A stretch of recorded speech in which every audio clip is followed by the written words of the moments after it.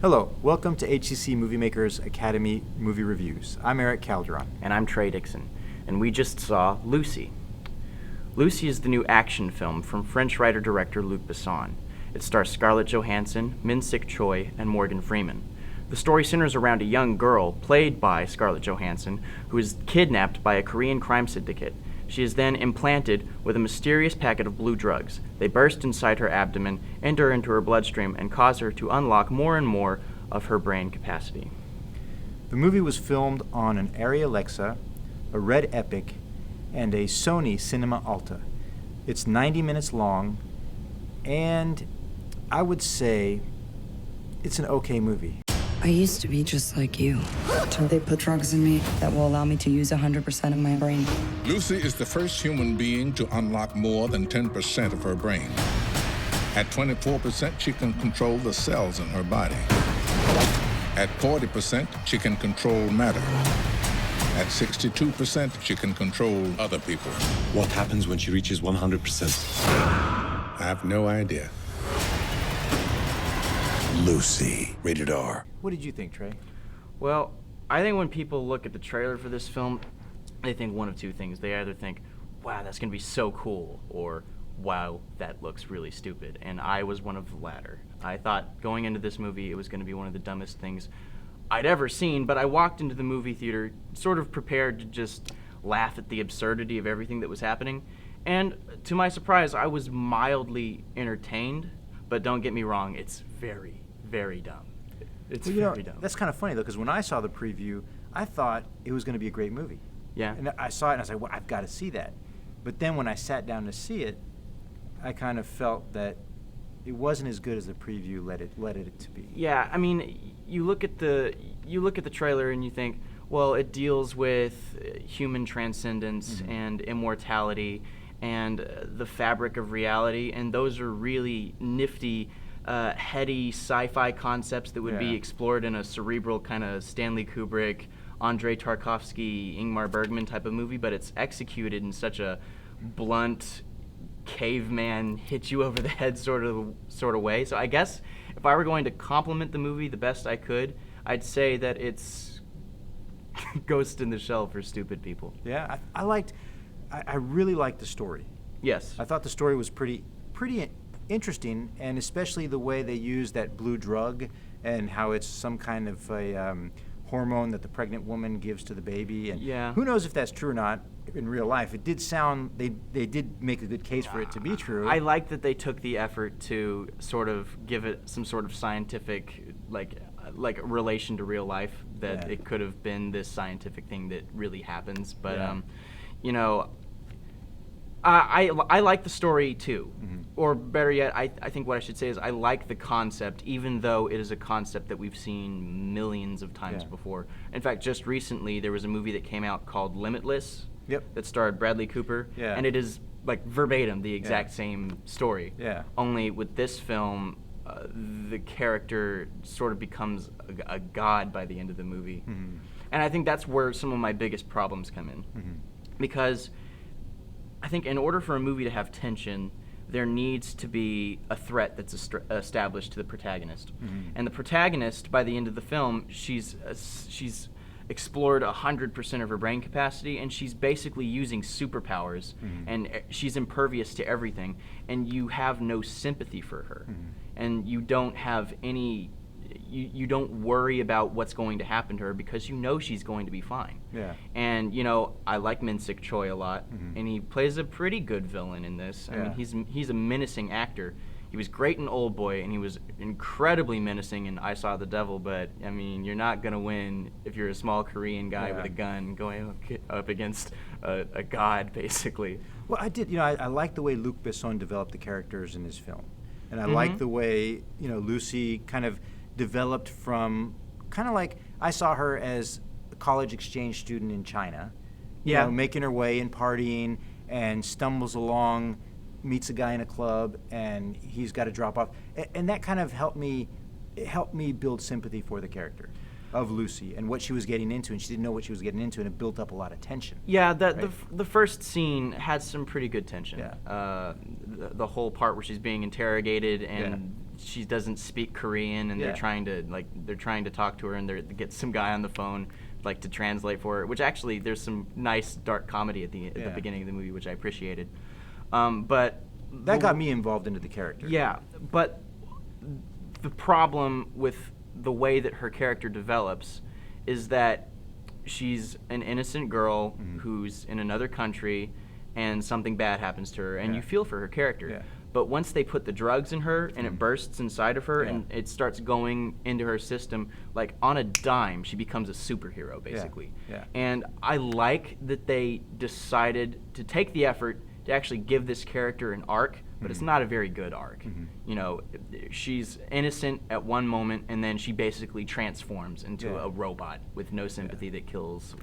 And you know. But I thought that was cool about it. That's what I thought was cool, was that arc and how she went from being that innocent college student that didn't know what was going on and was scared to get involved with anything into this woman that all of a sudden can think on a different level. I would have appreciated if the transition was more gradual, because it really seems like she just transforms on a dime. Yeah. I would like to say that I think Scarlett Johansson was great in the film. I think she's the best part of the movie. Yeah. She did a great job. It's very unique to see a performance where you're supposed to portray vacancy and a complete void of emotion, but she managed to make that interesting. Yeah. Because the entire second half of the movie, her character has realized with the development of her brain capacity that there's no point for emotion. Yeah. It doesn't really represent anything in the grand scheme of things, so she just relinquishes that. And that's what was cool about it. I thought that was cool how her character, like, going into that transition where little by little she's using more and more percentage of her brain. Yeah. And then she's got she's already given herself a limited amount of time. She knows she's going to die in 48 hours. Yeah. And how her mental capacity and her way to view herself is also gradually changing. Yeah, and I like that they bothered to really take the time to sort of address that while she's lost emotion, but but there's a reason for that, and there's a reason why she's going through these gradual changes, and she's recognizing more about herself, and I like the way that she acted that out. And I think that her performance is great. Luc Besson did a great job of showing that too, especially in that scene where she kisses the cop. I don't know if I really understood what that. Well, this is exactly what you said. She's losing emotion, and she kisses him, and he says, "Why'd you do that?" And she said, "To It's remember." a reminder, yeah. As a reminder that she does have emotions. Well, okay, and it's kind of smart in the way that it tries to address those things, but there's a weird irony to the whole second half of this movie, where the smarter Lucy gets, the dumber the movie gets. Like, I'm no biologist. I'm not a scientist. I didn't study what Morgan Freeman's character studies in this movie. Yeah. But I'm pretty sure that if you access 100% of your brain capacity, you won't transcend space and time.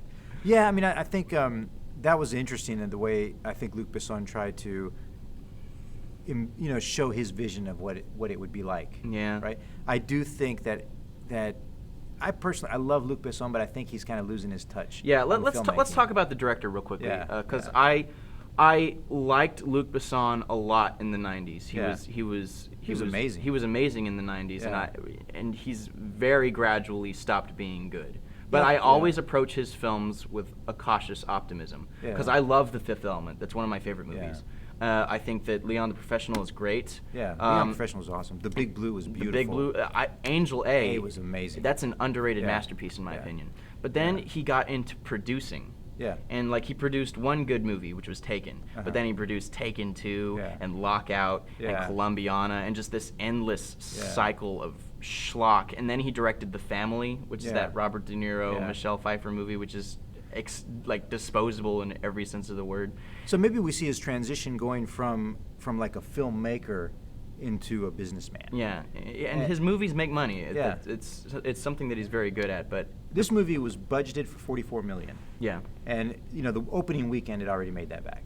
Yeah, so it is making money. Yeah, and it's kicking Hercules' butt. Yeah, I mean, I don't like the film that much, but I'm glad that a Brett Ratner movie is losing money. and one thing I really disliked about the film was the way Luc Besson kind of the first thing that popped into my mind when he did this was Planet of the Apes, and I didn't like that movie. But when he flashes back to the monkey, the ape man or the ape woman, Lucy, which was the first human, technically, and the stupidest scene in the movie is when she's transcended space and time, and she's going through all of Earth's history, and Lucy meets Lucy, and then they touch fingers. Yeah, that was a bit off. No, but the beginning of the movie starts off with a bunch of weird animal parallels. Yeah. He throws in some cuts of like a mouse getting cheese from a mouse trap, or like a cheetah chasing an antelope.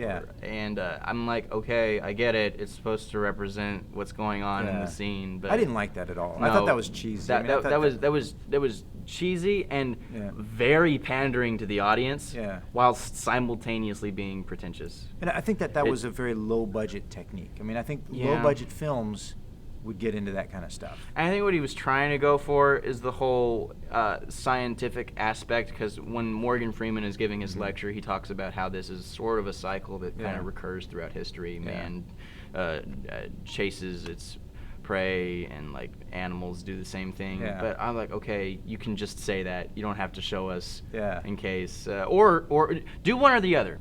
Either show us and then give us a parallel without saying anything, or just say it and don't show us anything else. You know, but don't do both, because it looks just stupid. I didn't like that part of the film. I mean, that's the thing that I least enjoyed about the film.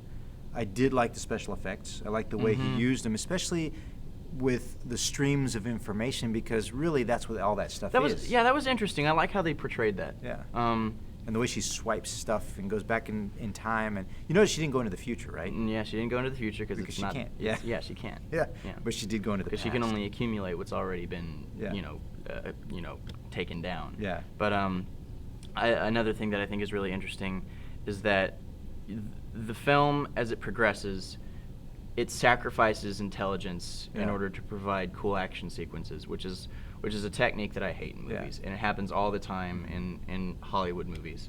But the difference between this movie and Transformers, for example, is that this movie knows that it's sacrificing its intelligence. It's self-aware enough, and the audience can pick up on that. The audience can pick up on the fact that the movie knows that it's just going for entertainment value at some point, and that makes it a little more excusable. So when the mindless action sequences were occurring later on in the film, I was okay with it. I was mildly entertained by them. You know what I wasn't okay with? What? Was the fact that you can see in this one film, you can see all his other films, and you can see the it's almost like the same sequence of events, and the action is cut the same way it was cut in a previous film. I mean, why would you want to make new ideas? Why would you want to make new ideas? The old ideas made money. Yeah, they did. Why would you want to do anything different? So that's what I didn't like about it. Let's just go see Limitless. Yeah. But and there's just too much inferences to past movies. I mean, like you see The Matrix in there, and you mentioned a few other. Well, he didn't do The Matrix. It was I know. But he copied heavily from The Matrix. Yeah. You do see. And there's like a slow motion sequence at the end of the film where there's this big gun battle in a hallway. Yeah. And I'm like, that's the Fifth Element. Yeah. You know, that's Leon the Professional. I don't mind that much, because newer movies, newer concepts, they're always going to be built off of, a previous generation. You're always going to see something in a movie that reminds you of something you saw in another movie. It's an inevitability. And a lot of people that are going to see that have never seen his older movies, so they won't catch it. But I would. This isn't his best film. It's much better than The Family, and it's a lot better than most of the schlock that he's been producing. But I would recommend his older movies. His first 4 films were great. This one is kind of disposable, and I would recommend it for like a DVD rental, because it's perfectly good for that. But I don't know if it's worth going to see in the theaters. It might be. It sort of depends on if you're interested by the concept. And I think the odds of people being interested in the concept are 50-50. They're either going to think it's really good or it's really stupid looking. I thought it was good. I mean, because I enjoyed the story a lot. I think the story, to me, overcompensated the cheesy stuff that I didn't like. which, yeah, it could have been better if it didn't. To me, it could have been better if it didn't have that stuff. It would have been like an awesome movie. Yeah. For entertainment value and to go and have a bucket of popcorn and enjoy. There's that disappointing thing about this movie where if it had better characters, if it had better development, if the story and the execution didn't seem so, been there, done that, it could have been a great movie. Yeah. It really could have. I saw that this movie had some potential, and it sort of just turned out meh. Yeah. Yeah. Well, I agree with you. I mean, I think it's a good DVD movie. I mean, there's no great, like Transformers had these great action sequences that would be great in the theater. Don't even. Come on. It's the worst movie ever made. It's so bad. Well, there you have it. Eric and I both have mixed feelings about it. I think we'd recommend if you would go see it on DVD, you would get the most out of it. Maybe see it in theaters if you're interested in the concept. The two of us give it a solid 6 out of 10. Thank you for watching the review. If you'd like to see a full review, visit us on YouTube at HCC Movie Makers Reviews on our channel. And if there's a movie that you would like for us to review, please email us at hccmoviemakers.com. The program is brought to you by the Houston Community College Filmmaking Program. You can visit us online at hccs.edu, or you can call Erik Nitzberg, the program director, for more information about classes and schedules. See you next time at the HCC Movie Makers Academy Reviews. See you at the movies.